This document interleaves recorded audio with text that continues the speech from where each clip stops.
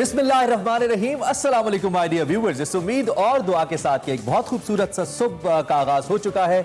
Espresso लेकर मैं हूं इमरान हसन और मैं हूं अरमला हसन। और अभी हम शो आने और होने से पहले बात कर रहे थे, ब्रेक करने शो से मैं बात कर रहे थे कि ये साल का आखिरी बोध है और हम न्यू ईयर के हवाले से डिस्कशन कर रहे थे कि नॉर्मली न्यू ईयर में प्रैक्टिस ये होती है कि बहुत भरपूर तरीके से मनाया जाता है दुनिया भर में, लेकिन इस बार कोविड की वजह से कुछ प्लान्स लोगों के भी खराब हुए, कुछ मेरे ख्याल से अच्छी बात भी है कि हमारे भी खराब हुए। कह दीजिए क्या है मतलब। अच्छा, वैसे मजबूरी तौर पे हम अगर बात करें तो पूरी दुनिया के अंदर मुझे लगता है जो पिछले साल की रेजोल्यूशंस थी, खास तौर पे पिछला साल से कह रहा हूँ कि अब ये खत्म होने वाला है। सॉरी 2020 बट खत्म होने वाला है, खत्म हो जाए, खत्म हो जाए। बहुत सारे लोगों की जो रेजोल्यूशंस थी, न्यू ईयर रेजोल्यूशंस थी, उस वक्त वो पूरी नहीं हुई। नहीं हुई बिकॉज बहुत सारे लोगों ने सोचा था ट्रैवल, मुझ समेत बहुत सारे लोगों से कि कुछ ना कहीं ट्रैवल करना है, लेकिन अनफॉर्चुनेटली सिर्फ दफ्तर से घर ट्रैवल करते रहे। हाँ, यही करते रहे बस, घर से दफ्तर। अच्छा, इससे पहले कि हम आगे बढ़े, हम आज के पोल की बात कर लेते हैं। पोल हमारा सियासत से हटके हो नहीं रहा है, मतलब पॉलिटिक्स इतनी हॉट है और आज दिलचस्प पोल अरमला ने रखा है आपके, बताइए। दिलचस्प पोल ये है कि क्या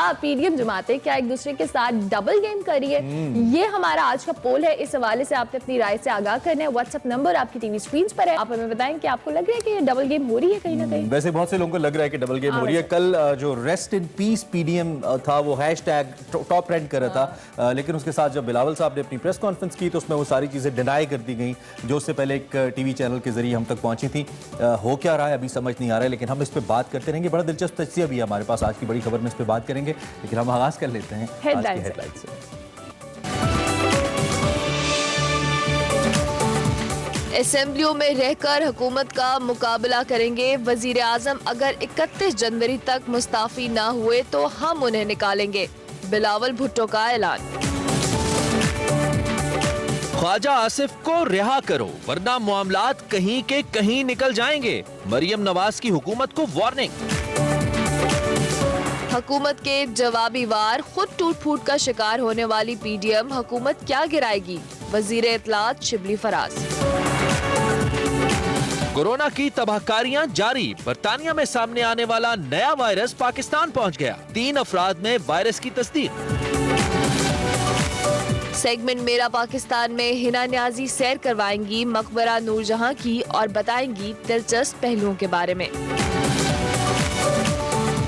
कोरोना वबा के दौरान बढ़ते नफ्सियाती मसाइल का हल क्या है, बताएंगी माहिर नफ्सियात Sabahat Ahmed. Segment mind matters में। और मुल्क भर में सर्दी की लहर, पहाड़ों पर सफेदी छा गई। धुंध से मामूलाते जिंदगी मुतासिर। जी, हेडलाइंस आपने जानी। हेडलाइंस के साथ हम मौसम की बात करेंगे। मुझे देख के लग रहा है बहुत सर्दी है, लेकिन लाहौर में वाकई बहुत सर्दी है।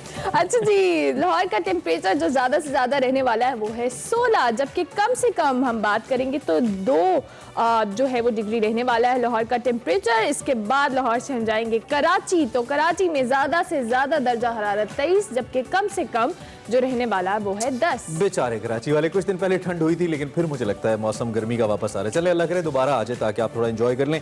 आगे बढ़ते हैं और अब लेके जाते हैं गिलगित। जरा गिलगित भी दिखाएंगे आपको। गिलगित का खूबसूरत सा शहर के बिल्कुल साथ ये दरिया बहता है और साथ पहाड़ है। क्या खूबसूरत शहर है ये। 1 डिग्री सेंटीग्रेड ज्यादा से ज्यादा, इंतहाई ठंडा और मिनिमम -8। जी हाँ, let me repeat, -8 degree centigrade. And then let's go to Malka Kausar, हम सब का बहुत ही अजीज शहर मरी, जो हमारे मूड को अक्सर अच्छा कर देता है बहुत गर्म मौसम में। 6 डिग्री ज्यादा से ज्यादा, कम से कम मरी में भी -8, यानी कि गिलगित और बरी का मौसम इस वक्त बिल्कुल एक जैसा और बहुत सारे लोग स्नोफॉल एंजॉय कर चुके हैं। अगर आपने नहीं किया हमारी तरह, हम तो नहीं कर सकते हो, इसलिए आप पता नहीं कब करेंगे। ये दिल के ऊपर लगती है बात। हाँ, मतलब जब भी हम बात करते हैं ना सर्दी की, दिल पे लगती है। अच्छा जी, मौसम की सूरत हाल हमने बता दी। अब जरा सियासी टेम्परेचर की बात करेंगे। आज की बड़ी खबर ऑलवेज हाई।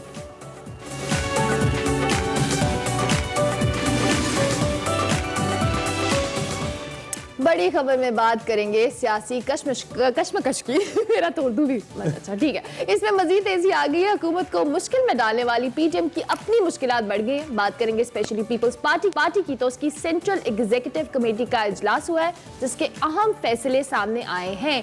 एक तरफ तो पीपल्स पार्टी ने पीडीएम की एपीसी के एलामिये और एक्शन प्लान की तौसीक की है, तो दूसरी तरफ सेनेट इंतखाबात और इस्तीफों के मामले पर पीडीएम इजलास से पहले अपने फैसले कर लिए हैं। बिलावल भुट्टो जरदारी ने ऐलान ऐलान किया है कि असेंबलियों में रहकर हुकूमत का मुकाबला करेंगे, हुकूमत को पार्लियामेंट में चैलेंज करेंगे, सेनेट का मैदान खाली नहीं छोड़ेंगे।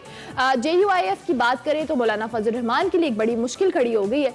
मुनहरफ रहनुमाओं ने जमीयत उलमा पाकिस्तान को JUIF से अलग करने का ऐलान किया है और इलेक्शन कमीशन से JUIF की रुकनीत मंसूख कर दी है। अच्छा, दिलचस्प सूरत हाल है। और दूसरी जानिब आपने फे का जिक्र किया, मुस्लिम लीग नून की मुश्किलात में भी इजाफा हो गया है। नैब की अगर बात करें तो आमदन से जायद असासे रखने में कल शाम को सबसे बड़ी खबर मैं कहूँ यही थी तो गलत नहीं होगा। ख्वाजा आसिफ साहब को, जो कि साबिक वज़ीर दिफा भी हैं, उनको गिरफ्तार कर लिया गया। ख्वाजा आसिफ की गिरफ्तारी पर मरियम नवाज ने इदारों पर कई इल्ज़ाम लगाए और सख्त रद्द अमल देने का ऐलान किया। उधर अगर गवर्नमेंट की साइड की बात करें तो गवर्नमेंट कैंप्स में भी खूब बयानबाजी जारी है। हुकूमत का PDM के इस्तीफों के मामले पर सख्त हिकमत अमली अपनाने का भी फैसला सामने आया है। तो ये जो सारी बनती बिगड़ती सूरत हाल है, वैसे तो ये जितनी खबरें सारी ब्रेकिंग न्यूज़ है, इसमें कोई दो राय, लेकिन जो कल सबसे बड़ी खबर ख्वाजा आसिफ साहब की खबर के आने के बाद थी वो बिलावल भुट्टो साहब की जो सीधी पाकिस्तान पीपल्स पार्टी के उसके फैसले थे जिस पे उन्होंने बात की अपनी प्रेस टॉक के अंदर। तो सबसे पहले हम पीपल्स पार्टी पे ही बात करेंगे, लेकिन हमारे साथ अयाज साहब मौजूद है, हमारे सीनियर तजियाकार हैं, और उनसे हम जरा पूछते हैं कि वो इस वक्त सारी सूरत हाल के ऊपर क्या राय रखते हैं और कैसे देख रहे हैं ये जो बनती बिगड़ती पॉलिटिक्स है। अयाज साहब, सबसे पहले आपको गुड मॉर्निंग, बहुत शुक्रिया आपने अर्ली इन द मॉर्निंग हमें ज्वाइन किया। पीपल्स पार्टी की CEC के फैसले के हवाले से आप क्या समझते हैं कि पीपल्स पार्टी PDM के साथ खड़ी है या PDM के बयानिए से लगता है कि पीछे हट रही है? सबसे पहले तो गुड मॉर्निंग अरमला आपको और इमरान को और व्यूअर्स को। पीपल्स पार्टी की CEC के हवाले से कल जो आफ्टरनून से जो चलता रहा, मुख्तलिफ टिकर्स आते रहे, बहुत उस पर ज़ाहिर है कुछ चैनल्स ने बहुत ज़्यादा हाइप बन गई भी थी और ये कहा गया कि पीपल्स पार्टी के लीडर्स ही ये चलवा रहे हैं, हालांकि शक किसी और पे किया जाता है इस तरह के टिकट्स पे। ठीक है। उसके बाद फैसले जो आए हैं, जो जिनका ऐलान किया कल बिलावल साहब ने, तो मुझे तो हैरत नहीं हुई उन पे। बेसिकली लोग शायद ये इंतज़ार कर रहे थे कि वो कहीं ऐलान करेंगे कि नहीं जी नवाज शरीफ वापस आएँ और फिर तहरीक होगी। उन्होंने बड़े खूबसूरती से अपने आप को PDM से अलहदा भी नहीं किया और मैसेज जहां देना था वो दे दिया। जाहिर है जब जरदारी साहब किसी मीटिंग में मौजूद होते हैं तो उसका रंग कुछ और होता है और वहां से फैसले भी कुछ और तरह के आ रहे होते हैं।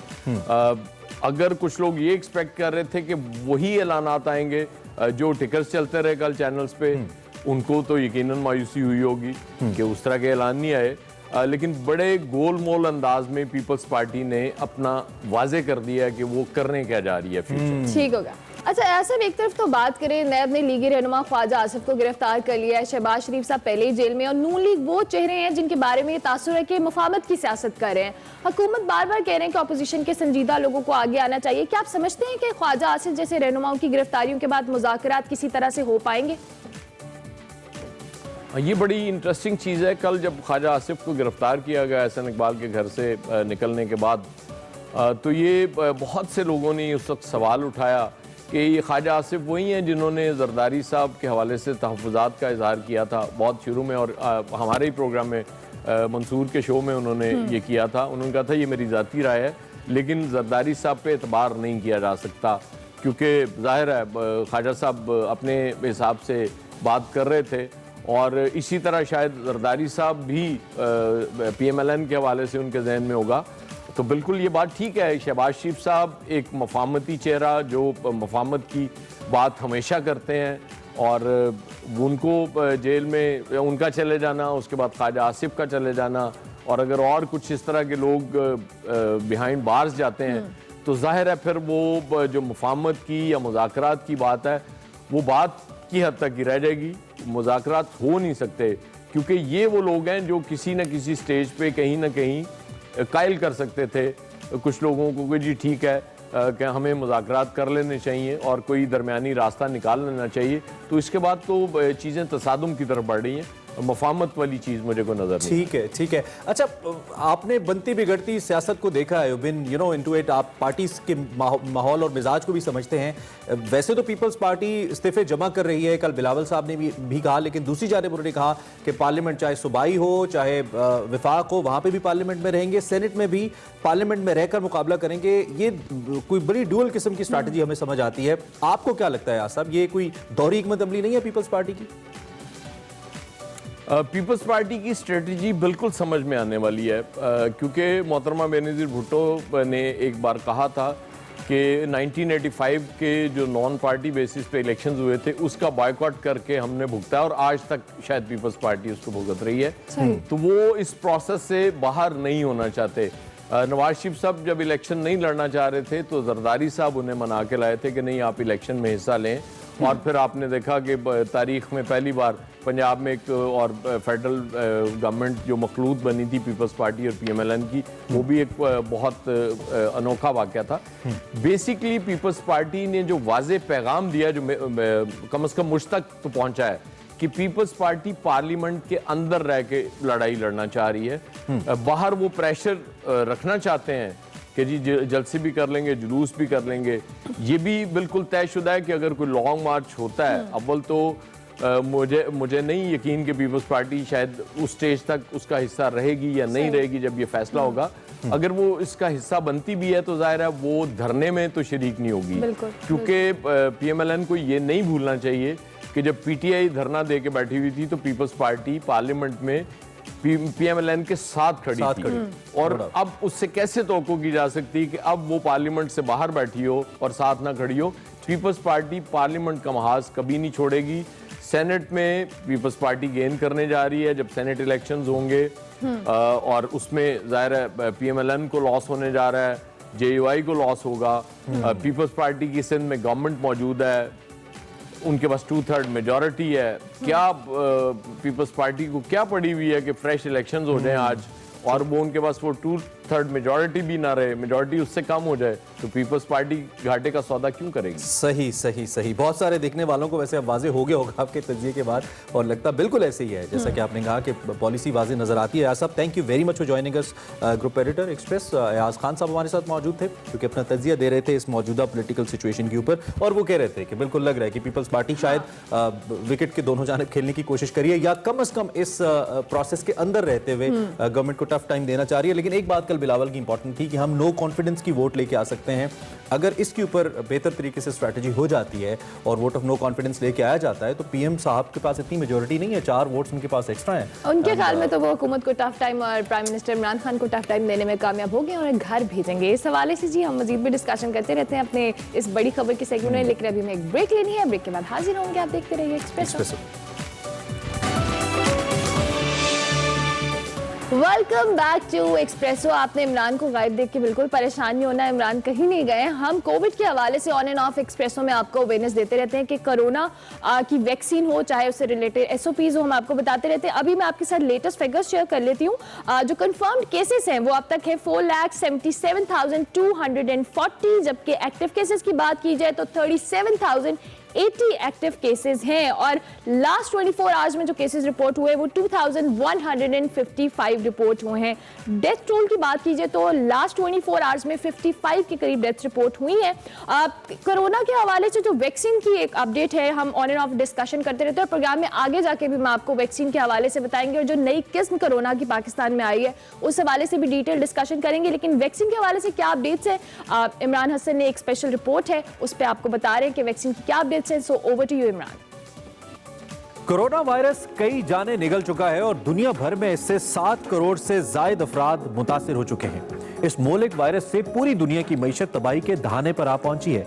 दुनिया के बेशतर ममालिक की बात करें तो उन्होंने इस वायरस से निपटने के लिए काम शुरू किया, और अब यह कहा जा रहा है कि अमेरिका, बरतानिया, चीन और रूस ने इस मरज का नुस्खा तैयार कर लिया है। लेकिन सबसे पहले इस वैक्सीन के इस्तेमाल की इजाजत अमेरिकी कंपनी फाइजर और जर्मन कंपनी बायोएनटेक के इश्तराक से बनी वैक्सीन को मिली है।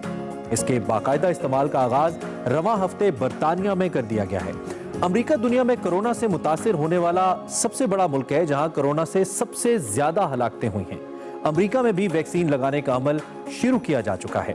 बात करें इसके साथ साथ हम ऑक्सफोर्ड यूनिवर्सिटी और स्वीडिश कंपनी ऑस्ट्राजेनेका के इश्तराक से बनाई गई एक वैक्सीन की, तो वो जल्द मंजर आम पर आने वाली है, और इसकी कीमत फाइजर और मोडेना के मुकाबले में इंतहाई कम है। और मजीद इसके बारे में आपको बताएं तो हैरानकुन बात यह है कि इस वैक्सीन को 2 से 8 डिग्री यानी कि फ्रिज के टेम्परेचर पर भी स्टोर किया जा सकता है।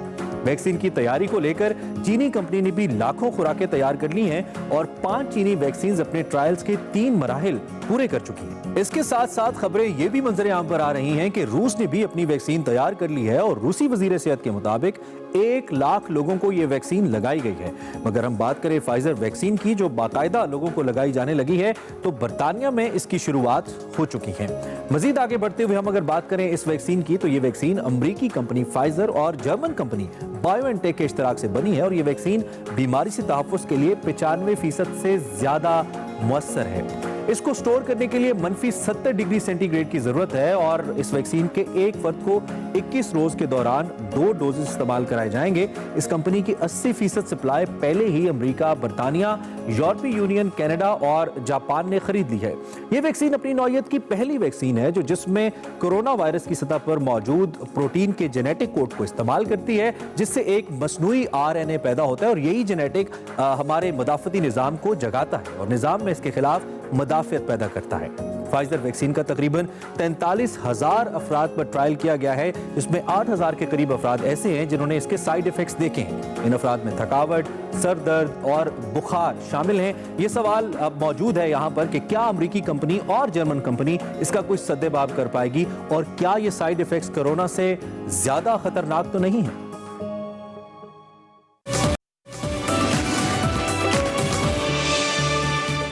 वेलकम बैक टू एक्सप्रेस और अब बात करेंगे कोरोना के हवाले से। पाकिस्तान समेत दुनिया भर में कोरोना वबा की तबाहकारियां जारी हैं और हर रोज कई जिंदगियों के चिराग गुल हो रहे हैं। चंद दिन पहले बर्तानिया में कोरोना वायरस की नई किस्म सामने आई थी जिसे माहिरीन की जानिब से खतरनाक करार दिया जा रहा है। अब ये नई किस्म दूसरे मुल्कों में भी फैलना शुरू हो गई है। पाकिस्तान की बात की जाए तो उसमें भी 3 केसेस सामने आए हैं। महकमा सेहत सिंध ने बताया कि बर्तानिया से आने वाले 6 मुसाफिरों का कोरोना टेस्ट मस्बत आया है, जिसमें से 3 अफराद में कोरोना वायरस की नई किस्म पाई गई है। बिल्कुल, और नए कोरोना वायरस की अगर बात करें तो इसकी तस्दीक के बाद मुल्क भर में तशवीश की एक लहर दौड़ चुकी है। उधर पाकिस्तान की कोरोना वैक्सीन की खरीदारी के लिए आलमी सतह पर राब्ते भी जारी हैं। अब तक 4 ममालिक की 6 कंपनी से राब्ते हुए हैं और यह फैसला किया गया है कि WHO की सर्टिफाइड और फराहम की जाने वाली कंपनियों से वैक्सीन फराहम की जाएगी और आवाम को मुफ्त दी जाएगी। ये वैसे बड़ी इंपॉर्टेंट बात है कि आवाम को मुफ्त दी जाएगी, क्योंकि पहले ही माशी सूरत हाल बड़ी अबतर है। इस वक्त हमें पार्लिमानी सेक्रेटरी बराए सेहत डॉक्टर नौशीन हामिद साहिब हमें ज्वाइन कर रही हैं। उनसे जरा पूछते हैं, जो कि मुसलसल एक तो हम उनसे राब्ता भी रखे हुए हैं और वो ऑफ एंड ऑन आके बताती भी रहती हैं सारी सूरत हाल के बारे में। डॉक्टर साहब, thank you very much. I still remember जब कोविड नहीं आया था तो आपके साथ हमने शोज किए थे और आपसे बात होती थी और उस वक्त से लेकर अब तक मुसलसल आप मीडिया के ऊपर आ रही हैं। इस वक्त जो सूरत हाल हमने कोविड की सेकंड वेव के बाद देखी, पिछले कुछ 2-3 दिनों से लगा कि कंपैरेटिवली जो केसेस हैं वो कम हुए, लेकिन विद दैट अब ये सेकंड वेव के साथ ये जो नया वायरस आ गया यूके से, हमारी कहीं कोताही हो गई, हमने नजर नहीं रखी मुसाफिर के ऊपर, कैसे हो गया ये? देखिए जी, बिस्मिल्लाहिर्रहमानिर्रहीम। सबसे पहले तो ये तकरीबन 5 सस्पिशियस केसेस हैं। 3 आगा खान यूनिवर्सिटी कराची में और 2 जो है वो NIH इस्लामाबाद में जो है इनकी इन्वेस्टिगेशन हो रही है। ये मैं बताऊं कि किसी भी वायरस के स्ट्रेन को डिटेक्ट करने के लिए एक प्रोसीजर होता है जिसे जीनोम सीक्वेंसिंग कहते हैं और ये थोड़ा सा लेंथी प्रोसीजर होता है। आप एकदम से नहीं ये डिक्लेयर कर सकते कि ये या कंफर्म कर सकते कि ये वही वाला म्यूटेटेड स्ट्रेन है। तो अभी जीनोम सीक्वेंसिंग का जो प्रोसीजर है वो जारी है और 2-1 दिन में जो है वो, क्योंकि वो थोड़ा सा लेंदी होता है, 2-1 दिन में उसके रिजल्ट्स जो हैं वो आएंगे और फिर हम इसको हतमी तौर पे कह सकते हैं। और पैनिक सिचुएशन की हमें इंशाल्लाह ताला जरूरत नहीं है, क्योंकि गवर्नमेंट जो है वो इस वक्त बहुत विजिलेंट है। NCOC ने जो तरीका कार वज़ा किया है वो एक बड़ा मतलब है कि बारीकी से और बहुत विजिलेंस जो है वो इस वक्त की जा रही है कि जितने पैसेंजर्स जो हैं पिछले कुछ दिनों में जो आए हैं बर्तानिया से, उन सारों का डाटा इमिग्रेशन से ले लिया गया है और वो रेलेवेंट प्रोविंसेस की जो चीफ सेक्रेटरीज और डिप्टी कमिश्नर्स वगैरह को प्रोवाइड कर दिया और उस डाटा के थ्रू इन पैसेंजर्स को ट्रेस किया गया है। इसीलिए ये जो सामने कुछ मुश्तबा केसेस आए हैं ये इसी प्रोसेस के थ्रू आए हैं और उन तमाम पैसेंजर्स को जो है वो उनकी स्क्रीनिंग की जा रही है, उनके टेस्ट किए जा रहे हैं और जिनके पॉजिटिव आ रहे हैं उनको फौरी तौर पे क्वारंटीन कर दिया गया है, आइसोलेट कर दिया गया है तो 2-1 दिन में जब ये जीनोम सीक्वेंसिंग का रिजल्ट आएगा तो फिर हम हतमी तौर पे कह सकेंगे कि वाकई ये स्ट्रेन ठीक है। पाकिस्तान में मौजूद है कि अच्छा नहीं। मैडम, मगर- आपने इस हवाले से तो मैं बताया, लेकिन अगर हम पब्लिक की बात करें, आम पब्लिक में एक जो कह लें पैनिक है थोड़ा सा, अब क्योंकि हम फर्स्ट वेव में देख रहे थे SOPs फॉलो हो रहे थे, सारी एहतियात की जा रही थी। सेकंड वेव में कुछ पब्लिक भी जो कह लें थोड़ी लापरवाही का मुजाहरा कर रही है या गैर जिम्मेदाराना तरीका उन्होंने अपनाया हुआ है, लेकिन उसके साथ साथ अगर हम अभी की बात करें, क्या आप पब्लिक को बताएंगी इस हवाले से, वैक्सीन के हवाले से क्या अपडेट है कि ये पैनिक की जो सिचुएशन है वो कब हो? देखिए, पैनिक तो मैं समझती हूँ हमें नहीं करना चाहिए, क्योंकि ये वायरस के स्ट्रेन, ये मैं सिर्फ क्लियर कर दूं कि अगर इस स्ट्रेन के आने से ये पैनिक हो रहे हैं तो इस स्ट्रेन का ये जरूर है कि ये फैलता ज्यादा तेजी से है, मगर इसकी बीमारी की इंटेंसिटी जो है वो पहले जैसे स्ट्रेन जितनी है, ये कोई ज्यादा मोहलिक या ज्यादा बीमारी क्रिएट नहीं करता। इसकी इंटेंसिटी वही है जो पिछले स्ट्रेन की थी, मगर हम लोगों को इस वक्त एहतियात की जरूरत है। वायरस से ज्यादा खतरनाक चीज जो है वो बद एहतियाती है। ये वायरस को बिल्कुल आप इसके फैलाव को रोक सकते हैं और बड़े सिंपल से प्रोसीजर्स हैं कि आपने एक मास्क पहनना है, अपने अगर आप घर से बाहर जाते हैं आपने फ्रीक्वेंट हैंड वॉशिंग करनी है, आपने पब्लिक गैदरिंग्स को अवॉइड करना है, बहुत कंजेस्टेड स्पेस पे लोगों को नहीं, आपने इकट्ठे नहीं होना। तो ये थोड़ी सी सिंपल सी चीजें हैं। अगर हर बंदा मास्क इस्तेमाल करना शुरू कर दे तो आपको WHO और दूसरी भी जितने इंटरनेशनल रिसर्चर्स है बताते हैं कि हम इसके फैलाव को बहुत हद तक रोक सकते हैं। वैसे हमने देखा है अब काफी लोग मास्क इस्तेमाल करते हैं, खासतौर पे मार्केट्स के अंदर, मॉल्स के अंदर खासतौर पे, ये अच्छी बात है और आप जैसे कह रही हैं कि सबको करना चाहिए। वैक्सीन की तरफ आ जाते हैं, लोगों की बड़ी नजरें अब ओबियसली हुकूमत के ऊपर, आप इसके अंदर आपके डिप्लोमेटिक लिंक्स भी बड़े काम आते हैं, खासतौर पे ऐसी क्रूशल सिचुएशन के अंदर जब डेवलपिंग कंट्रीज के पास पैसा भी है जो कि वैक्सीन ले भी रही हैं। 3-4 ममालिक के बारे में हम सुन रहे हैं। हम कहाँ स्टैंड करें? 6 कंपनियों से वी गॉट टू नो कि आप लोग राब्ते में हैं, क्या अपडेट्स क्या हैं वैक्सीन के हवाले से? देखिए जी, वैक्सीन के लिए पाकिस्तान ने बड़े डे 1 से ही जो है अपनी वर्किंग शुरू की थी और जब 170 वैक्सीन्स को हमने फॉलो करना शुरू किया था जो जिनके ट्रायल्स शुरू हुए थे, फाइनली जिस तरह अब आप कह रहे हैं कि अब शॉर्टलिस्ट करके वो ये तकरीबन 6 कंपनीज जो हैं शॉर्टलिस्ट हुई हैं। इसके अंदर हम लोगों ने जिन चीज़ों को हम लोग देख रहे हैं उसमें सबसे पहले तो इस वैक्सीन की सेफ्टी और एफिकेसी कि ये कितनी इफेक्टिव है और कितनी सेफ है। क्वालिटी ऑफ वैक्सीन पे कॉम्प्रोमाइज बिल्कुल भी नहीं किया जाएगा। दूसरी चीज़ ये कि इसकी अफोर्डेबिलिटी, हमने रेट्स भी देखने हैं जो पाकिस्तान को सूट करते हो। तीसरी चीज इसकी हमने अवेलेबिलिटी की कौन सी कंपनी हमें जल्द से जल्द इसको प्रोवाइड कर सकती है। फिर चौथी चीज ये है कि आपने ये देखना है कि जो स्टोरेज इसकी है, क्योंकि कोल्ड चेन एक चाहिए होती है, कुछ के लिए बहुत ज्यादा अल्ट्रा कोल्ड चेन चाहिए, कुछ के लिए एक सिंपल कोल्ड चेन चाहिए। तो हमें वो भी देखना है कि कौन सी वैक्सीन हमारे मुल्क के मुताबिक ऑफ अवेलेबिलिटी एंड प्राइस, हम अगर दोनों चीजें देखें, क्योंकि पाकिस्तान एक गरीब मुल्क है, हमारे पास इतने डॉलर्स नहीं है कि हम करें, लेकिन उसके बावजूद जरूरी भी है जैसा कि आपने खुद भी बताया, तो कहीं ना कहीं हमें कॉम्प्रोमाइज तो नहीं करना पड़ जाएगा कि we want to buy it from Russia, but चूंकि अवेलेबल नहीं है, मेनली जो अवेलेबिलिटी का मसला है, तो हम चाइना से ले लेते हैं, किसी दूसरे मुल्क से ले लेते हैं। इस सिचुएशन को भी आप कंसिडर कर रहे हैं? देखिए डॉक्टर फैसल ने 2-1 दिन पहले बड़ी क्लैरिटी के साथ जो है इस चीज को वाज़ेह कर दिया है कि हम लोग वैक्सीन की क्वालिटी पे कॉम्प्रोमाइज नहीं करेंगे। और अभी हमने $150 मिलियन जो है वो इसके लिए मुख्तस कर दिए गए, ईसीसी ने अप्रूवल दे दिया है, मजीद फंड्स भी अरेंज करने की कोशिश कर रहे हैं, पर क्वालिटी ऑफ वैक्सीन पे क्वालिटी पे कोई कॉम्प्रोमाइज नहीं किया जाएगा। बहुत शुक्रिया मैडम कि आपने ज्वाइन किया। पार्लिमानी सेक्रेटरी वैसे 3 डॉक्टर नौशीन हामिद हमारे साथ कोरोना वैक्सीन के हवाले से, कोविड की सिचुएशन है जिसमें हम बरतानिया से आने वाली नई किस्म के हवाले से भी बात की, उन्होंने सारी क्लैरिफिकेशन कर दी है। अभी हमें एक ब्रेक लेनी है, ब्रेक के बाद हाजिर होंगे। आप देखते रहिए एक्सप्रेस।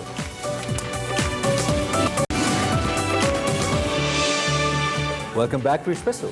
और हम चूंकि शो में बहुत सारी चीज़ें आपके साथ आपके लिए लेकर आते हैं, चाहे वो सेगमेंट्स की शक्ल में हो, न्यूज़ की शक्ल में। अगला भी हमारा फुल पावर पैक होने वाला है, लेकिन उससे पहले कोविड की हम बात कर रहे थे। कोविड के दौरान इमरान बहुत सारे लोगों को साइकोलॉजिकल इश्यूज भी हुए हैं। कुछ लोग अकेले घर पे रह के, मतलब बहुत सारे इश्यूज हैं, घबराते रहते हैं लोग बहुत सारे। हमें खुद इतना एक पैनिक सी सिचुएशन रहती है। ठीक है, तो इस सारी सिचुएशन को, इसका एनालिसिस किया है हमारे साथ वकार अहमद मलिक और सबाहत अहमद होंगी, जो हमें कोरोना के दौरान जो नफ्सियाती मसाइल है उनके हवाले से गाइड करें। सो देखते हैं कि वो क्या बताने वाले।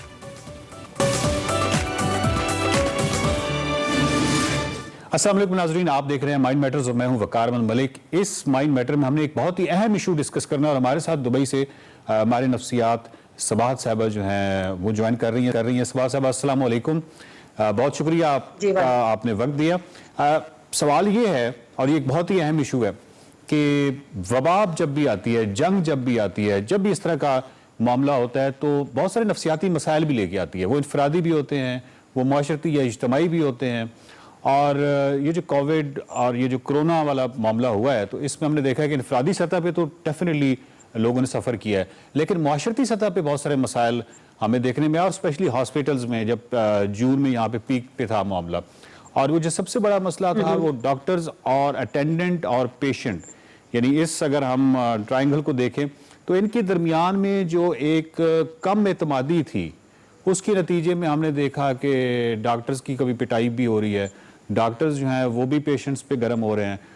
तो ये आप देखती हैं कि इस तरह वाकई यानी माशरती सतह पे एक कम मालूमात भी हो सकती हैं, एक खौफ भी हो सकता है। क्या नफसियाती वजूहात होती हैं जिसकी वजह से ये एक दूसरे पे चढ़ दौड़ते हैं आप लोग?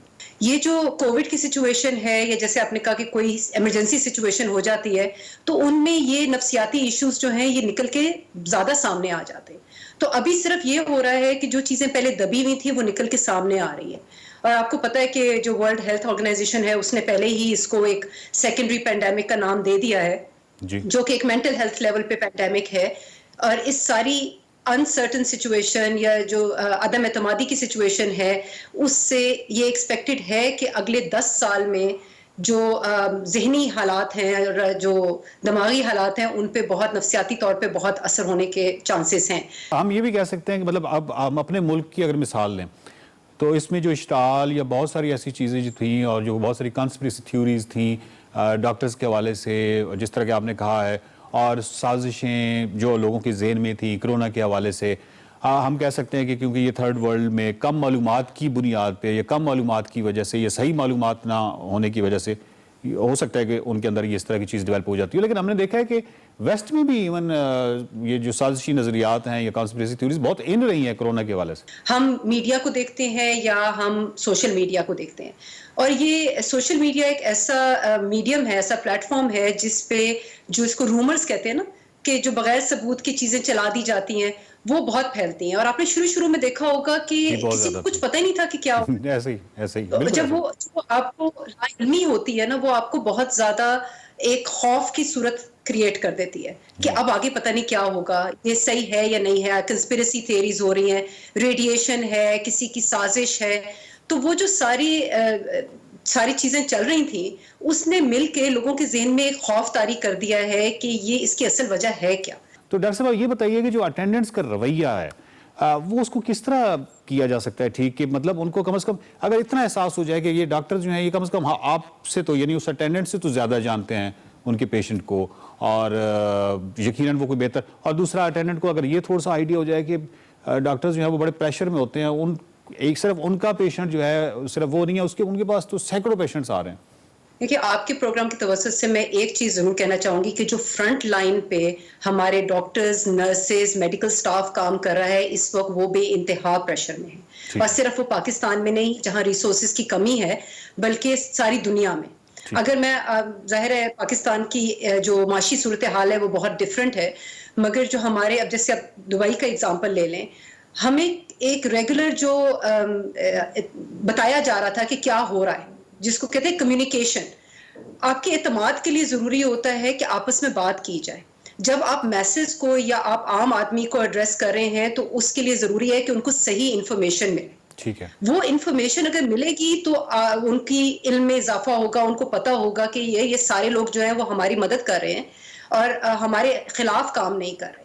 ICRC ने एक डाटा मतलब उनका जो डाटा है, उनके जो स्टैटिस्टिक्स हैं, वो हमें ये बताते हैं कि डॉक्टर्स की तरफ से भी जिसको कहते हैं कि उन्होंने कम हौसले का मुजाहरा किया, और बहुत सारी जगहों पे वो भी इश्ताल की नज़र हुए और उन्होंने बाकायदा यानी मार कुटाई में और उस चीज़ में आए। इस तरह का डाटा हमारे पास गो के कम है, मतलब डेफिनेटली डॉक्टर्स की तरफ से बहुत कम है, लेकिन डॉक्टर्स की तरफ से भी है। तो इस सवाल से थोड़ा सा कंक्लूडिंग रिमार्क्स दे दीजिए। जो नफ्सियात के माहिरीन हैं या जो आम डॉक्टर है और हेल्थ केयर स्टाफ है, उनका एक ड्यूटी ऑफ केयर है, और उसके लिए आपको अपने जज्बात को कंट्रोल करके एक जो पेशेंट को आप ट्रीट कर रहे हैं उसकी तरफ आपकी जिम्मेदारी ज़्यादा है। अपने इमोशंस को दरमियान में नहीं लाना चाहिए।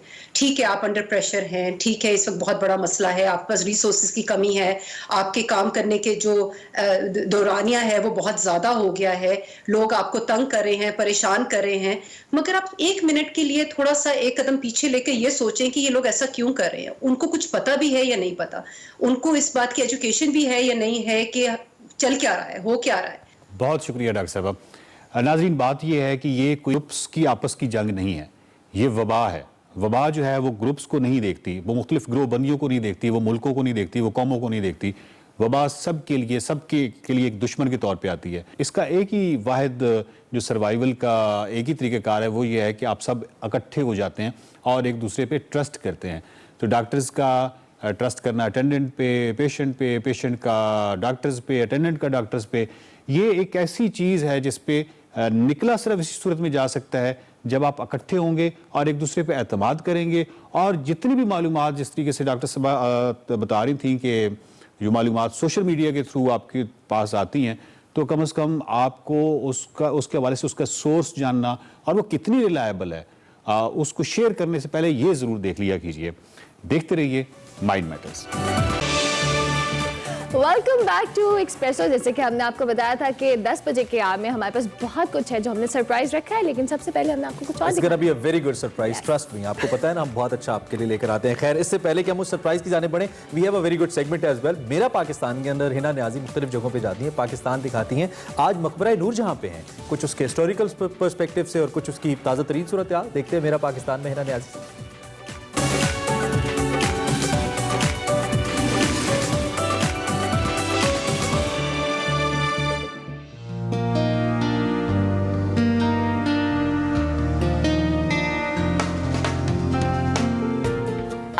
नाज़रीन, मैं हूं हिना न्याजी और आप लोग देख रहे हैं मेरा पाकिस्तान। मैंने पूरा लाहौर खरीद लिया है, ये कहना था मुगल सल्तनत की इंतहाई ताकतवर मलिका नूरजहां का। मलिका नूरजहां तारीख की औरात में ना सिर्फ हिंदुस्तान बल्कि दुनिया भर के ममालिक और हर दौर की खवातीन में एक अलग हैसियत से जानी जाती थी। आज मैं लाहौर में वाक़या मकबरा नूरजहां में मौजूद हूँ, जो 16वीं सदी ईस्वी में बनाया गया और ये अपने आप में एक बहुत खूबसूरत और शानदार मकबरा है, जिसको 1975 नवादरात एक्ट के तहत महफूज किया गया।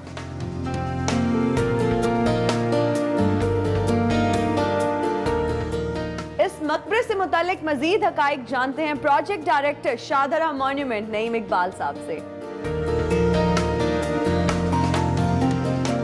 सर, इस मकबरे की अहमियत क्या है और सालाना कितने लोग इसे देखने आते हैं?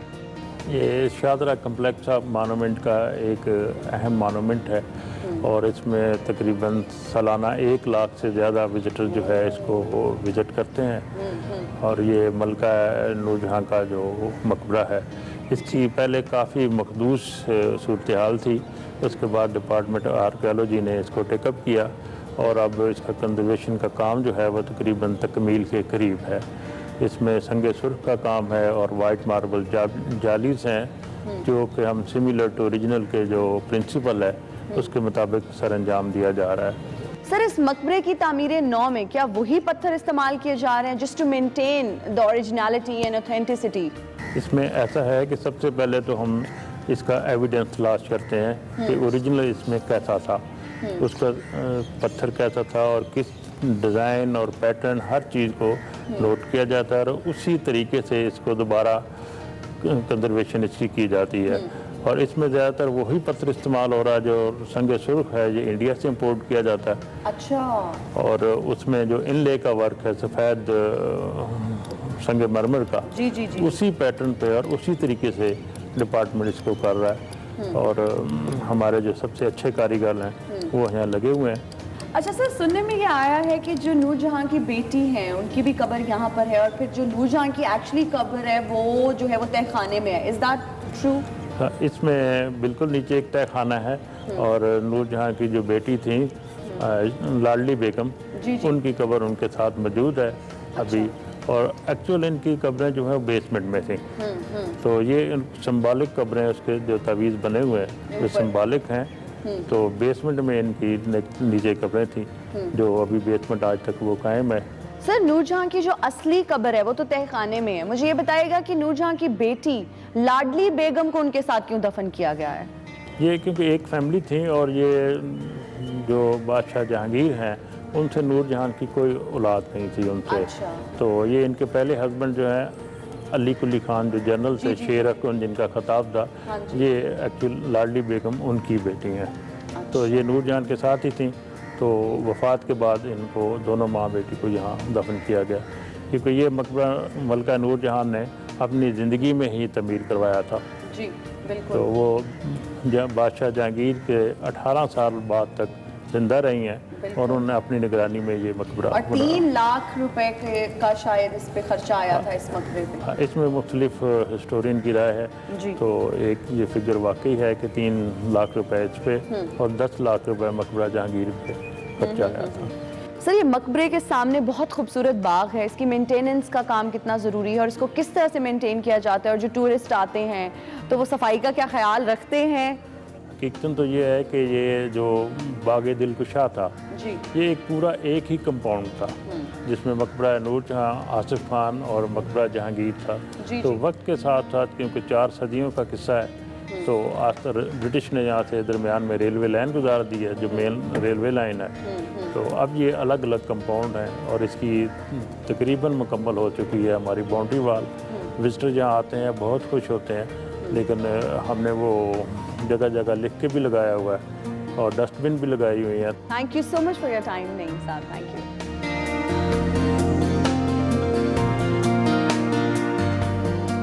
नाजरीन, इस वक्त इस मकबरे के बाहर कुछ मजदूर हजरात, कुछ संग तराश मौजूद हैं जो इसकी प्रिजर्वेशन के लिए काम कर रहे हैं, इसकी मेंटेनेंस के लिए काम कर रहे हैं। उनसे बात करते हैं। अस्सलाम वालेकुम जी। वालेकुम अस्सलाम जी। कैसे हैं आप? अल्हम्दुलिल्लाह, पाक का शुक्र, आप सुनाएं। मैं बिल्कुल ठीक। अच्छा, मुझे सबसे पहले ये बताएं कि आप क्या कर रहे हैं?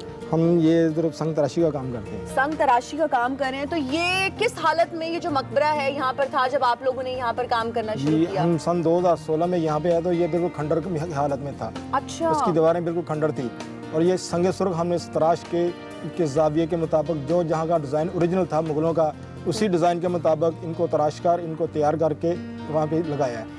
अभी ये ओरिजिनल हालत में आ रहा है आहिस्ता आहिस्ता। अच्छा, मुझे ये बताएं कि जब आप यहाँ पर आए ये खंडर ही था और बिल्कुल सुनसान एक जगह थी, तो आप लोगों ने इसको सारा दोबारा नया बनाया ये गया सारा जब सारा देख रहे हैं यहाँ से लेके सारा नया बनाया है। अच्छा, मुझे ये बताएं कि कितने मजदूरों ने यहाँ पर काम शुरू किया, क्योंकि इस वक्त मुझे सिर्फ आप 2 ही नजर आ रहे हैं। यहाँ पे हम जब लोग आए थे हम 12 से 14 लोग थे।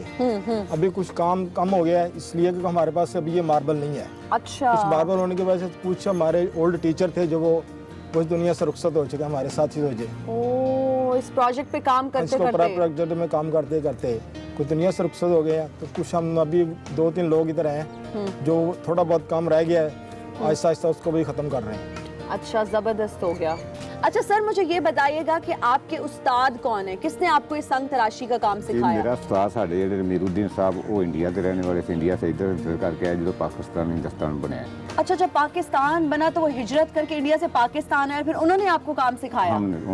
तो वो डांटते थे कभी अगर काम नहीं आता? हाँ जी, कभी डांटते थे, कभी कटर से बैठा देते थे, सारी रात सारा दिन काम करना पड़ता था। अच्छा, मुझे ये बताएं कि आप हुकूमत के लिए क्या कहना चाहेंगे? जी, मेरा गवर्नमेंट ऑफ पाकिस्तान से यही पैगाम है कि हम जो हमारे ये संग तराश आखिरी बुझते हुए चिराग हैं, इनको अच्छा प्रोसीजर मिले ताकि हमारी आने वाली नस्ल इस काम की तरफ तवज्जो दें, क्योंकि ये हमारा काम कभी चलता है कभी बंद हो जाता है। 1 साल चला, 1 साल बंद हो गया, उसके लिए हमें बाहर मजदूरी करनी पड़ती है, क्योंकि हम ये काम सीखे हुए हैं, इसलिए हम इसके अलावा बाहर काम करें तो हमें और वो अच्छा नहीं लगता। बहुत शुक्रिया आपके कीमती वक्त का। आज मेरा पाकिस्तान में हमने मकबरा नूरजहां की सैर की। आई एम श्योर आपको बहुत मजा आया होगा और हम फ्यूचर में भी आपके लिए इस तरह के जबरदस्त सेगमेंट्स लेकर आएंगे।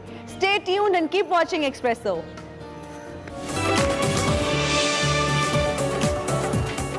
Welcome back to Expresso. और इसी के साथ हमने एक सरप्राइज आपको बताया था, बताते हैं आपको। हमारे साथ इस वक्त जो शख्सियत मौजूद है उनके बारे में थोड़ा सा ही बताएं कि जब इन्होंने जिस गेम से वाबस्ता है, चलें बता देते हैं, टेनिस से वाबस्ता है।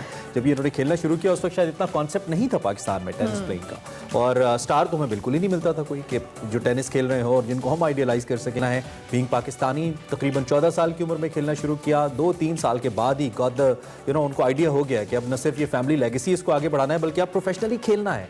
मैं बात कर रहा हूँ नन अदर देन एहसामुल हक साहब की, जिनकी आप पिक्चर्स तो देख ही रहे हैं। इस वक्त हमें स्टूडियोज़ के अंदर ज्वाइन कर रहे हैं। पाकिस्तान के पहले और अब तक आखिरी स्टार हैं जिन्होंने ग्रैंड स्लैम का फाइनल खेला है। उसके अलावा पाकिस्तान को सभी बड़े टूर्नामेंट्स में रिप्रेजेंट कर चुके हैं और सबसे इंपॉर्टेंट इस वक्त एक कैंपेन लेकर चल रहे हैं जो कि है स्टार्स अगेंस्ट हंगर, जिसके तहत वो 10,000 से ज़ायद खानदानों को अब तक खाना फराहम कर चुके हैं और मजीद इनके बहुत बड़े प्लान्स हैं। मैं मजीद नहीं In बताऊंगा। short, he's a tennis star. He's a superstar. We have with us Isam Ulaq. Thank you so much, Isam. Very good morning. कैसे हैं आप? मॉर्निंग, अल्लाह का शुक्र है। Thank you for having me on the show. Isam, ये बताएं कि अभी रिसेंटली हम आपसे डिस्कशन भी करते कि आपको इंजरी हुई। Are you recovering from that? I hope so जी। I am doing my level best. सारे आइसिंग, सारे प्रोटोकॉल, सारी एक्सरसाइजेस कर रहा हूँ।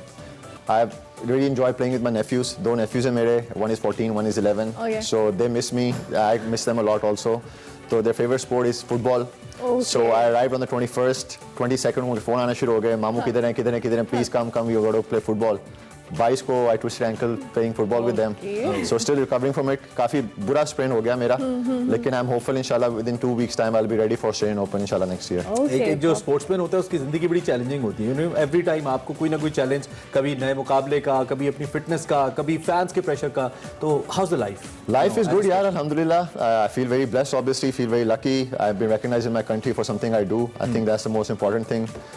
Tennis has given me this platform where I can make my own name.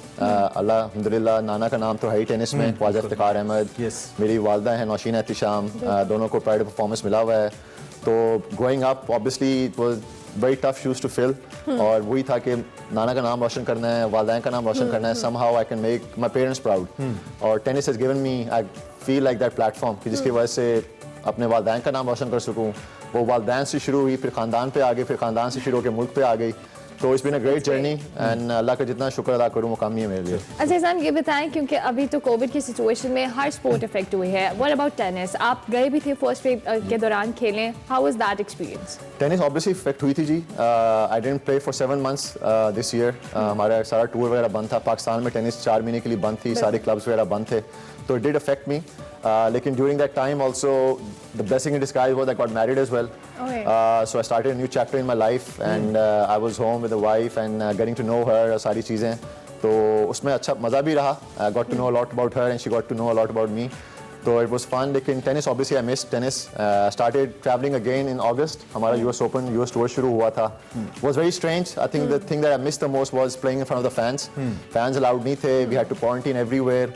जितने test मेरे हो चुके हुए हैं, more than 60 odd tests in 3 months. Oh my God. So I think I am an expert now PCR testing में, और America में तो we were doing it ourselves. अच्छा। तो was crazy times, लेकिन I think protocols थे, we had to follow अच्छा, them. ये आपने जो कि भाभी का जिक्र कर ही दिया, तो नॉर्मली जो हमारे स्पोर्ट्समैन की वाइफ्स होती हैं उनका होता है कि यार अच्छा एक स्पोर्ट्समैन की शादी अब घूमते रहेंगे, दुनिया जाएंगे, और आपका भी ऐसा होता है। तो आते ही कोविड आ गया और उसके बाद थोड़ी डिसअपॉइंटमेंट हुई उनको कि अब तो हम बाहर नहीं जा सकते, इधर ही रहना पड़ेगा। Was it something like that? हाँ यार, you know idea about it यार। तो शादी से पहले वादे तो सारे यही किए थे मैंने उससे, यार we were traveling all over the world, honeymoon पे इधर जाएंगे उधर जाएंगे, but so far I have not been able to fulfill those promises.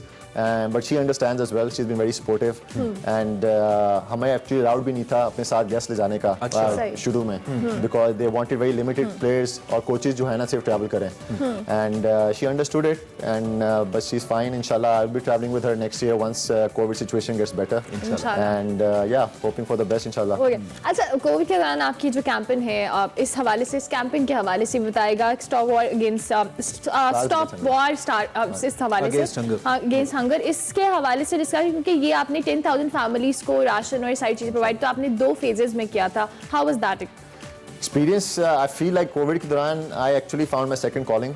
Tennis तो है ही, लेकिन स्पोर्ट्स में भी वालदैन ने भी सिखाया है to keep helping people who are I think less fortunate जो होते हैं। तो मेरी फाउंडेशन तो वैसे ही है, stop war start tennis, that focuses on people who have been affected by wars and natural disasters. उनको मैं टेनिस इक्विपमेंट वगैरह प्रोवाइड करता हूँ and try to help them become part of the community. तो मेरे प्रोजेक्ट्स हो चुके हैं अफगानिस्तान में, इराक में, कंबोडिया में, युगांडा में, रवांडा में। अच्छा। तो during Covid time I felt Pakistan के अंदर सबसे ज़्यादा लोग मुतासर हो रहे हैं भूख से। तो Rizq is an organisation that basically, उनकी ऑर्गेनाइजेशन ही ये है कि वो वेस्ट फूड जो है ना, जो हमारे इतने शादियों पे होता है, होटल्स में होता है, रेस्टोरेंट्स में होता है, वो गरीबों तक पहुंचाते हैं। तो उनसे मैंने पूछा कि आपका क्या प्रोग्राम है ड्यूरिंग दिस कोविड सिचुएशन। तो उन्होंने कहा जी हमारे रिलीफ एफर्ट्स हैं, we are distributing ration bags to family of 5 and this bags जो हैं they last for a month for one family. अच्छा, तो उसमें एक महीने का राशन पूरा होता है उसके अंदर। तो वो वी स्टार्टेड आवर कैंपेन। उसमें मुझे आइडिया आया यार कि why don't I should involve some tennis players वगैरह, उनसे साइन मेमोरेबिलिया लेता हूँ। अल्हम्दुलिल्लाह Roger Federer, Rafa, all are good friends of mine, उनको जानता हूँ। तो उनसे मैंने चीज़ें इकट्ठा करना शुरू की। रॉजर की शर्ट है, राफा का रैकेट है, नोवाक की शर्ट है, जूते हैं। दे बीन अनबिलीवेबल क्योंकि दे नो कि वो दुनिया ने पूरी इफेक्ट हुआ ही है कोविड की वजह से। सो पाकिस्तान में तो बहुत ज़्यादा हुए थे and they send their sign memorabilia. मैंने कहा इंटरनेशनल स्टार से तो ले ही रहा हूँ, I should touch base with all the Pakistani stars also, mainly cricketers. तो वसीम भाई से पूछा, जहांगीर खान से, शहबाज अहमद सीनियर जो हॉकी प्लेयर हैं, Aamir Khan are boxer, so type Sania Mirza, Shoaib Malik, so you name it, सबसे मैंने So they all stood by you. अल्हम्दुलिल्लाह। That's amazing. चलिए, और अब वो बहुत अच्छा ऑक्शन ऑफ कर रहे हैं उनका साइन मेमोरेबिलिया और whatever funds we are raising, हम वो जो ना राशन डिस्ट्रीब्यूशन में फिर we wish you all the best. और जो भी लोग आपको देख रहे हैं दे मस्ट सपोर्ट यू, क्योंकि पाकिस्तान में बहुत बड़े दिल वाले लोग हैं। हम सबसे ज्यादा चैरिटी करने वाली नेशन है दुनिया भर के अंदर। अच्छा चलें, coming back once again, career की बात तो हम कर ही रहे हैं। प्रिज्मा भी है, फेम भी है, नाम भी है, उसके अलावा लाहौर से भी ताल्लुक है। तो आने वाले वक्त में पॉलिटिशियन तो नहीं बनने जा रहे हैं। नहीं, ये सारी चीजें देख के ना मुझे लगता है कि मे बी हर स्पोर्ट्समैन से यही सवाल करते हैं जिनको लगता है कि ये बस एक सुपरस्टार है। नहीं, पॉलिटिक्स की नहीं, I don't think I meant for politics, क्योंकि चैरिटी भी कर रहे हैं आप। आपके अंदर वो सारी चीजें मौजूद हैं जो इस वक्त के हमारे प्राइम मिनिस्टर के अंदर थी। नहीं, अल्हम्दुलिल्लाह वो is convincing you and I am not comparing myself with Imran Khan anyway, लेकिन वो ये रोल मॉडल होते हैं and I definitely respect him as a person also and the things he is doing as a prime minister as well. लेकिन मेरा politics में जाने का कोई सीन नहीं है। I think I can achieve and do a lot more for my community and for my people, staying away from politics also. तो और उसमें ज़्यादा easy काम है। When you're doing privately, कोई आपकी टांग शांग नहीं खींच रहा होता है। तो बेहतर है कि आप साइड पे ओपी करते रहे साइड लाइन में। That's my goal. करिश्मा की बात की, एक चांद की बात की, बहुत सारे मतलब मुझे लगता है कि आप स्पोर्ट्समैन की लाइफ में क्रेजी फैन मोमेंट्स भी आते होंगे। Tell us anything जो आपने एक्सपीरियंस किया हो। नहीं, फैन मोमेंट्स बहुत हैं, बंदा क्या करे, लेकिन कोई एक जो आपको लगता है that was the craziest। सबसे क्रेजीस्ट तो ऑब्वियसली मेरे लिए जिस लाइफ चेंजिंग मोमेंट था मेरे लिए was coming to Pakistan after US open. अच्छा, क्योंकि as a youngster, as a Pakistani, as a tennis player, all I ever wanted was to be recognised as a tennis player in the cricket living nation. Speech उसकी highlight थी जिसमें हां, that was crazy. I didn't think it would happen like that. वो तो दिल से बात की अपने लोगों के लिए। About to ask, have you ever think ऐसा हो पाएगा, कभी कर पाएंगे? नहीं, टेनिस वाइज तो आई वाज ट्राइंग टू, पहला पाकिस्तानी था to qualify for Wimbledon, then I ended up beating Roger Federer also, I ended up beating guys who were top 10 और कभी पाकिस्तान में उसका का इंपैक्ट नहीं हो रहा था। एंड यूएस ओपन में लोगों को ठीक है, the way I when I came back I felt like लोग मुझे प्रेज कर रहे हैं that I won US open, but I actually sadly ended up losing it. लेकिन जो लव मिला, जो प्यार मिला, जो मोहब्बत मिली वापस आके, दैट वाज क्रेजी। और देन आई फेल्ट लाइक कि हाँ, now Pakistanis know there is a tennis player also. And मेरे लिए तो सबसे बड़ा फैन मोमेंट वही था। जो अच्छा, मेरा इसी कॉन्टेक्स्ट के अंदर सवाल है। टेनिस हमेशा जब भी हम देखते हैं थोड़ा सा एलिटिश गेम लगता है, थोड़ा सा नीश लगता है हमें, आम आदमी का खेल नहीं है। शायद यही वजह है कि लोग उस तरीके से इसको नहीं करते। लेकिन वेस्टर्न वर्ल्ड के अंदर, यूरोप के अंदर ओब्वियसली लोग इसको बहुत देखते भी हैं। आपको कहीं किसी पॉइंट पे लगता है इस गेम को लेकर के आम लोगों तक लाया जा सकता है और आम लोग इसको खेल सकते हैं और देख सकते हैं? That's a great question and माशाल्लाह से इंशाल्लाह माशाल्लाह भी से कह रहा हूँ मैं, लेकिन इंशाल्लाह I am actually planning next year to start an initiative जिसमें ये जो हमारे कंट्री में ठप्पा लगा हुआ है ना about it's an elite sport, उसको I want to change. I am starting a scholarship program Pakistan के अंदर जहाँ पे लड़कों की अंडर 14 अंडर 18 किड्स की जो है ना कोचिंग एंड ट्रेनिंग वो सारी जो है ना इंशाल्लाह फ्री होगी। ताकि किसी तरह के भी लड़के या लड़कियां जिनमें टैलेंट है उनको ये मसला ना उनके पेरेंट्स को कि जी इतना प्रेशर हो कि कोचिंग की फ़ी बहुत एक्सपेंसिव है। And then the best kids at the end of the year जो 4 होंगे, we gonna send them for a month to play abroad as well in the ITF tournaments. तो ताकि टेनिस का जो इकोसिस्टम है उसको ऊपर ले आया जाए, ट्रेनर्स ट्रेन हो और जो कोचेस जिनको पाकिस्तानी कोचेस जो इनको कोच कर रहे होंगे लड़के लड़कियों को, they will travel abroad as well with them ताकि उनको काफ़ी एक्सपोजर होगा। एंड इंशाल्लाह I am very hopeful and very confident also that next year I'm going to start this initiative and you're going to hear about it and hopefully I'll come back on your show. For sure. We would love to come to you in fact on the inauguration and whatever आप जो भी करें हम इंशाल्लाह आपके साथ करेंगे। Espresso के प्लेटफॉर्म से हमारे देखने वालों के लिए, अपने फैंस के लिए कोई मैसेज आप देना चाहें? सबसे most important thing ji, I'm coming on a TV show for a while, after a while, लेकिन अभी भी कोविड फैल रहा है। आई think that's the most important message. Please go everywhere, जहाँ भी जाते हैं मास्क पहन के जाएं और मास्क पहने and try to take care of yourself. Specially अब जो कह रहे हैं कि सेकंड वेव आ रही है यूरोप की, that's even more deadly and I feel like हम बड़े खुले दिल के लोग हैं पाकिस्तानी, स्पेशली लाहौरी, लेकिन उसका ये मतलब ही नहीं कोरोना हमें लग नहीं सकता। So try to take care of yourself and others as well. I think that's the most important message right now. और एक दूसरे का ख्याल रखें। Right. Isam, it's a great pleasure to have you. यकीन जानिए बहुत सारे लोग आते हैं, लेकिन आप जैसे जो स्टार्स हैं हमें वैसे ही मिलके बहुत अच्छा लगता है। हम आइडियलाइज करते हैं, जब आ जाते हैं आप तो बहुत अच्छा लगता है। Wish you good luck for the initiative, दोनों जो आप कर रहे हैं, जो वॉर अगेंस्ट हंगर आप कर रहे हैं, विद दैट इस वक्त हम देख रहे हैं जो ये कह रहे हैं कि जूनियर्स को ट्रेन करना है सामने। So surprise was over. I hope you enjoy the surprise. हाँ नहीं, अभी बहुत कुछ है। इसी नोट पर हमें एक ब्रेक लेनी है, ब्रेक के बाद हाजिर होंगे। आप देखते रहिए एक्सप्रेसो।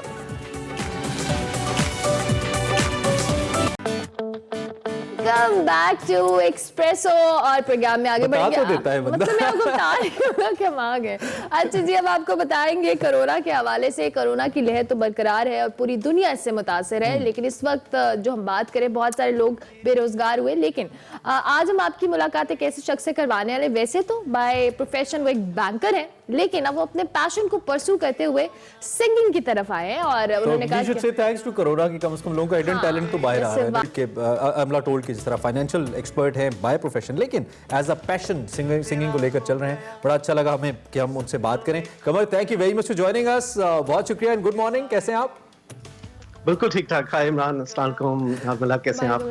अच्छा, great to see a professional doing music. क्योंकि नॉर्मली जब लोग प्रोफेशन के अंदर आ जाते हैं या कॉर्पोरेट लाइफ के अंदर आ जाते हैं तो वो बड़ा मुश्किल होता है। तो टाइम ही नहीं मिलता, टाइम मिल भी जाए तो थोड़ा सा इंसान थोड़ा शाय भी होता है कि मैं कैसे म्यूजिक करूं, लोग क्या कहेंगे एंड ऑल दैट। तो हाउ इज द एक्सपीरियंस? कैसे अपने पैशन को लेकर चल रहे हैं आप अपने काम के साथ? कमर जी, आई थिंक बड़ा मुश्किल था। I think during the professional life, आपको पता है प्रोफेशनल लाइफ बड़ी डिमांडिंग होती है आपकी करियर। और मेरे प्रोफेशन में ट्रैवलिंग बहुत थी, तो I was never home actually. तो उस लिहाज से आई थिंक जब कोरोना ने, आई थिंक ड्यूरिंग कोरोना मैंने फील किया कि मेरे पास कुछ टाइम है और मुझे अपना म्यूजिक रिवाइव करना चाहिए। लेकिन ब्रीफली आपको बताऊंगा कि मेरे म्यूजिक का जर्नी 3 फेजेस हैं। 14-15 साल की उम्र में मैंने स्टार्ट किया, बैंड बनाया, थोड़ा प्ले किया, छोड़ दिया, प्रोफेशन को परस्यू किया, साथ साथ म्यूजिक लोग फ्रेंड्स के साथ प्ले किया। And this is the third phase जिसमें अपने गाने में रिकॉर्ड कर रहा हूँ। ठीक है। अच्छा, आपने बैंड के हवाले से जिक्र किया। बैंड में कितने मेंबर्स हैं, किस तरह के आप इंस्ट्रूमेंट्स प्ले करते हैं, इस हवाले से भी बताइएगा। जी, बैंड में हमारे 4 हैं टोटल मेंबर्स। तो गिटारिस्ट हैं and we have percussionist and bass guitarist. तो इट्स अ सिंपल बैंड, ये बहुत बड़ा बैंड नहीं है, लेकिन we use technology a lot in our music. अच्छा कमर, जब एक प्रोफेशनल आदमी म्यूजिक की बात करता है ना, तो मैं इससे रिलेट कर सकता हूँ समाओ। तो मैं आपसे पूछना ये चाहता हूँ कि आप जब सिंगर बनने की ख्वाहिश कर रहे होते हैं, योर टीन एज अर्लियर, तो मेनली आपका फोकस होता है कि फेमस हो जाए, फेम मिल जाए, लोग जाने, लेकिन फिर आप प्रोफेशनल जिंदगी में चले जाते हैं। तो अब जब दोबारा आप ये कर रहे हैं तो क्या वो ख्वाहिश आपके अंदर मौजूद है या आप महज अपनी सेटिस्फेक्शन के लिए कि चलो खुद से कर लिया, बैठ के जैमिंग कर लिया, कैसा फील करते हैं? जी, मेनली तो मेरा पर्पस अपने पैशन को परस्यू करना है, क्योंकि अल्लाह के शुक्र है प्रोफेशनल लाइफ में आई हैव डन वेल। लेकिन मैंने सोचा कि अपना प्रोफेशनल लाइफ के साथ साथ अपना जो पैशन है उसको रिवाइव किया जाए। तो आई थिंक कुछ लोगों ने मुझसे पूछा कि आजकल का म्यूजिक बड़ा डिफरेंट है, जाना is a bit more 80s 90s style. Yes, I was about to ask. हाँ, लेकिन मैंने यही फ्रेंड से कहा, देखें आई विल कंपोज, मैं अपने गाने रिकॉर्ड करना चाहता हूँ, अपना म्यूजिक शेयर करना चाहता हूँ अपने दोस्तों के साथ, लोगों के साथ। So I think it's just to pursue my own passion. Wow, Kamal, your song says ज़माना प्यार का, लेकिन आजकल तो ज़माना कोरोना का है। So how did coronavirus, COVID affected your life as a professional, as a singer? Ji, I think Corona, while it's a very it's a deep crisis, लेकिन मेरा अपना कहना है कि ये टाइम है to love unconditionally, to cherish what we have. हम लोग जो है ना, I think काफी एक morbid situation है, और आजकल आपको पता है सारे social norms disrupt हो चुके हैं। And I think in this time positive रहना बहुत जरूरी है, to cherish, to really connect with God, connect with your friends, connect with connect with your passions. I think it's very important. तो ये जो गाने बनते हैं ना, आपके जहन में कोई ना कोई जरूर होता है, being artist we all know somehow हम कनेक्ट करते हैं किसी मेमोरी से, किसी शख्सियत से। तो आपने भी किसी से कनेक्ट करके जाना लिखा, और क्या वो हमारी भाभी ही हैं या कोई और है? ये देखिए जरा नाज़रीन में कैसे सवाल कर रहे हैं। ये आपने बड़ा टॉक्सिक क्वेश्चन पूछा है। अल्लाह। नहीं, आई थिंक जाना is a figure of speech, this is basically a message of love, और आई थिंक इसमें कोई ऐसा कनेक्शन नहीं है, सो जस्ट टू क्लैरिफाई। चलिए, लेकिन इससे बस बहुत से ठीक लोग है। कनेक्ट कर पाएंगे इस गाने को सुनने के बाद, हाँ, the kind of lyrics this song has. Yes. Okay, so जितने भी लोग आपको वैसे नॉर्मली तो हम नए लोगों के लिए मैसेज लेते हैं, नए लोगों से के लिए पूछते हैं, आपसे मैं चाहूंगा कि आप प्रोफेशनली जो लोग इस वक्त मुख्तलिफ काम कर रहे हैं लेकिन अपने शौक को कहीं पीछे छोड़ आए, चाहे वो सिंगिंग का शौक था, चाहे वो एक्टिंग का शौक था, कोई आर्ट का शौक था, उन लोगों को आप क्या कहना चाहेंगे बीइंग प्रोफेशनल के अपने शौक को कैसे वापस लेके आए और दोबारा से परस्यू करें उसको, जिए जिंदगी? जी, जो आपने आखिरी बात की, जिए जिंदगी, आई थिंक वहीं से शुरू करता हूँ। मुझे यही फील हुआ, प्रोफेशनल लाइफ में काफ़ी बिजी रहे, लेकिन मुझे फील हुआ कि कोई कमी है ज़िंदगी में, कोई ऐसी चीज़ है जो कि मैं कंप्लीट नहीं कर सका, एक अनफुलफिल्ड फीलिंग आपको आती है। तो आई फील कि जब तक आप अपने पैशन को फुलफिल नहीं करते, you actually live an unfulfilled life. उस लिहाज से मैं लोगों से यही कहूँगा, मेरे कई दोस्तों ने म्यूजिक दोबारा स्टार्ट किया आफ्टर सीइंग मी स्टार्ट म्यूजिक, क्योंकि काफ़ी सोशल टैबूज भी होते हैं टू डू दिस, लेकिन मेरा ये पैगाम होगा कि लिव अ फुल लाइफ, अपने पैशन को रिवाइव करें। कोई भी पैशन हो सकता है, आपकी गार्डनिंग पैशन हो सकता है, आपका सिंगिंग, कुछ भी हो सकता है, बिकॉज आई थिंक आपका पैशन है जो आपको अपनी सोल से कनेक्ट करता है, and if you lose that connection, वो आई थिंक आपको हमेशा कमी महसूस होगी उसकी। What a great message, क्योंकि नॉर्मली हम सब अपना पैशन कहीं ना कहीं पीछे छोड़ देते हैं और हम सिर्फ अपनी इस दौड़ में लग जाते हैं। थैंक यू वेरी मच कमर कि आपने मैं ज्वाइन किया एक्सप्रेसो में, बहुत अच्छा लगा, बहुत अच्छा लगा आपसे बात करके। और ये इन्होंने जो बात की है ना, ये हमारे एक मेरे बड़े अच्छे दोस्त हैं, ही इज डूइंग ग्रेट प्रोफेशनली, मैं उनको ये क्लिप भेजूंगा अभी शो के बाद, उनके हवाले से आपको बताएंगे। उनका भी यही सीन था कि he started as a musician, then वो किसी और साइड पे चले गए, प्रोफेशनल लाइफ के अंदर आ गए, अब माशाल्लाह उनके बच्चे भी बड़े बड़े थे। जब मेरी उनसे म्यूजिक के हवाले से बात हुई, welcome back to the show, और मुस्कुराते रहना चाहिए, मुस्कुराहट जिंदगी। अगर कभी-कभी ना ऐसे देखिए लाफिंग ट्रिप्स आते हैं, सबको आते हैं, सबकी जिंदगी में ऐसे बहुत मोमेंट्स जरूरी होते हैं। हाँ। आप एक बात नोटिस करें कि नॉर्मली हम बहुत जोर से नहीं हंसते हैं, बहुत कम मौके ऐसे दोस्तों के साथ, कभी बहुत अपने कंफर्ट जोन के अंदर यूजुअली लोग बहुत खिलखिला के नहीं हंसते, हम बड़ा मुस्कुराहट के अंदर भी हम जरा कंप्यूटराइज चल रहे हैं आजकल, रोबोटिक चल रहे हैं। अभी जो मैं पोल के रिजल्ट्स बताऊंगी ना, ठीक है, ये हुकूमत हंसेगी इस पे। अच्छा जी, पोल रिजल्ट्स, हमारा आज का पोल था, क्या पीडीएम जमातें जो हैं आपस में डबल गेम कर रही हैं? इस हवाले से जो हमारे पास रिजल्ट्स आए हैं वो कुछ यूं हैं कि 65% लोग कहते हैं हाँ भाई डबल गेम हो रही है, जबकि 30% कहते हैं नहीं, 5% कहते हैं पता नहीं। मतलब ये ऐसा फीसद लोग समझते हैं कि इस वक्त डबल गेम चल, बजाय ऐसा लगता है, लेकिन हम कोई कमेंट नहीं करते भाई। हम अगर गलती से अपनी राय दे दे, लोग कहते हैं अच्छा आप तो फलां पार्टी की बात करते हैं, तो हम नहीं कर रहे। आपकी राय, थैंक यू वेरी मच दो कि आप कम से कम हिस्सा तो लेते हैं। जो भी गेम हो रही है पाकिस्तान के लिए अच्छी हो, हम चाहते हैं। पॉलिटिक्स में ये चलता रहता है, कुछ बहुत ज्यादा डीमोटिवेट होने वाली बात। अभी हमने अपने देखने वालों से इजाजत ली नहीं, लेकिन कल चूंकि न्यू ईयर है 2021 को, हम सब हाँ कल न्यू ईयर नहीं है, मतलब कल रात में 2020 का आखिरी दिन है। 2020 का आखिरी दिन है, तो उस हवाले से ईयर एंडर के तौर पे जो इस साल हैपनिंग्स हुई, हम आपके साथ कोशिश करेंगे शो में उनको शेयर करें और कुछ आपके लिए डिफरेंट लेकर आए, तो आपने वो टिपिकल ना हो, तैयार है ना आपने, मतलब बस इन शॉर्ट आपने तैयार है। अच्छा सरप्राइज आपको करेंगे। मीनवाइल कल आखिरी दिन है, अगर कुछ सम अप नहीं किया 2020 के लिए तो वो कर लीजिए, लेकिन कल आपकी जिंदगी का या हम लोग के किसी प्रोजेक्ट आखिरी दिन नहीं है, there will be another day, another year, इंशाल्लाह अच्छे से गुजारेंगे, सो नई सुबह का आगाज करेंगे। और अब हम आपसे इजाजत लेंगे, अल्लाह हाफिज।